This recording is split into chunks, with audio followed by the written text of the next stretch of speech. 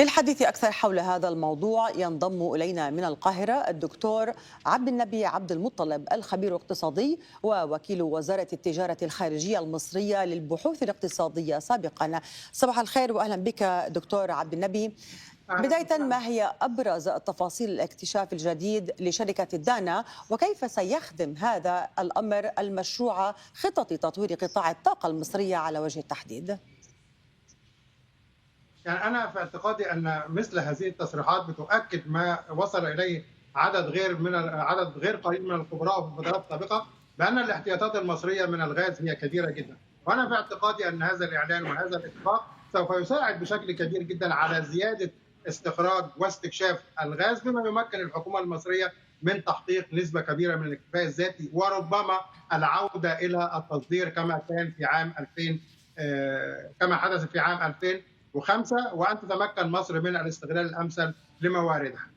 نعم، طب بعيدا عن هذا المشروع دكتور، ما هي أهم الاستثمارات المصرية في قطاع الطاقة؟ يعني ما الذي تهدف إليه هذه الاستراتيجية المصرية في هذا المجال بالتحديد، خصوصا أن نتحدث مع التغيرات العالمية الأخيرة التي فرضتها المنطقة حرب إيران الأخيرة تحديدا؟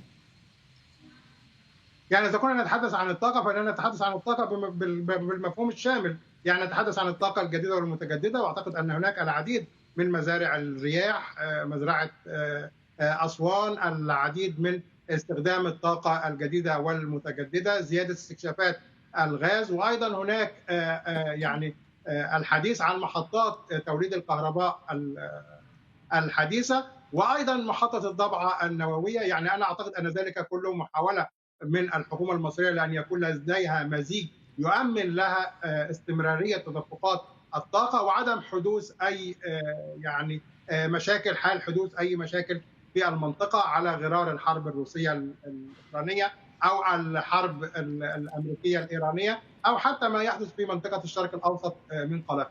أيضا هناك لدى مصر كان مشروع طموح من أجل الربط الكهربائي ما بين مصر وبعض الدول العربية ووصولا حتى أوروبا، بالإضافة إلى وجود بنية تحتية قوية تستطيع أن تستقبل الغاز من قبرص ومن بعض الدول القريبة من مصر من أجل إعادة تسييله ثم تصديره. أي أن الاستراتيجية المصرية تقوم على إيجاد مزيج من الطاقة يمكنها من الحفاظ على استمرارية تدفقات الطاقة حال حدوث أي مشاكل على الإطلاق. نعم، طب إذا ما تحدثنا عن استراتيجية إنتاج الغاز في مصر دكتور، ما هي أهم أهداف هذا المشروع ومتى من المتوقع أيضا أن يتم بلوغها؟ أنا ما أعتقد هو الاستغلال الأمثل لموارد مصر من الغاز، وكما أكدت أن الموارد المؤكدة والاحتياطات المؤكدة من الغاز هي كبيرة جدا. أيضا مصر تمتلك بنية أساسية مهمة جدا تستطيع من خلالها، سواء بقى من خلال تسييل الغاز وتصديره كغاز مسال أو من خلال يعني مد خطوط أنابيب وبعضها موجود بالفعل، أن تتمكن من تصدير الغاز الذي يصل إليها أو الذي تقوم الشركات شركات التنقيب باستكشافه وإنتاجه في شكل غاز طبيعي، سواء لأوروبا كما هو موجود في أكثر من اتفاقية، أو حتى من أجل سد احتياجات السوق المحلي نعم، ويعني تحقيق الذاتي بشكل كامل. إذا أنت تفضل. برأيك أنها تستطيع أن تحقق الاكتفاء الذاتي هذه المشاريع كلها بالنسبة لمصر دكتور، خصوصا مشاريع الغاز أتحدث هنا؟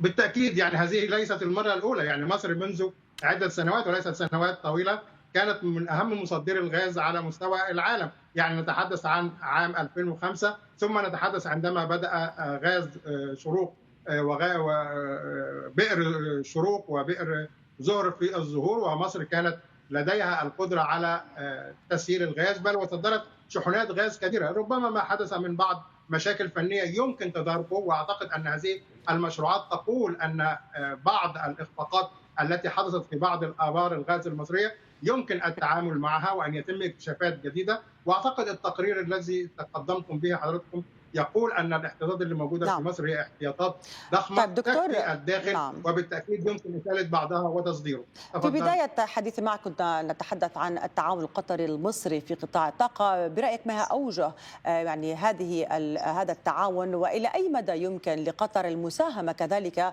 في تعزيز هذا القطاع في داخل مصر؟ أنا شخصيا أعتقد أن التعاون القطري المصري في مجال الطاقة هو الذي ساهم في زيادة هذه الاستكشافات وهذه يعني ما تم الإعلان عنه من اكتشافات، واحتمال كبير أن يكون هناك تعاون أكثر. يعني منذ فترة طويلة كان الرئيس عبد الفتاح السيسي تحدث عن أن هناك دراسات تؤكد أن مصر لديها احتياطي كبير، لكن الشركات العالمية كانت تحجم عن زيادة استثماراتها في هذا القطاع بحجة المديونية الموجودة للشركات، أو يعني عدم وجود ثقة من هذه الشركات في إمكانية أن تقوم مصر بالتصدير. لكن أتى الاستثمار القطري ليؤكد أن هذه الشراكة يمكن أن تحقق ما عجزت عنه الشركات العالمية. وإذا تحدثنا عن العديد من مذكرات التفاهم والاتفاقات، فهناك اتفاق طويل المدى ما بين مصر وقطر من أجل تحقيق استقرار إمدادات الطاقة، وخاصة في مجال الغاز المسال. يعني أعتقد أن في شهر يناير الماضي تم الاتفاق على توريد حوالي 24 شحنة غاز مسال من قطر إلى مصر. الدكتور عبد النبي عبد المطلب، خبير اقتصادي ووكيل وزارة التجارة الخارجية المصرية للبحوث الاقتصادية سابقا، شكرا جزيلا لك، كنت معنا مباشرة من القاهرة.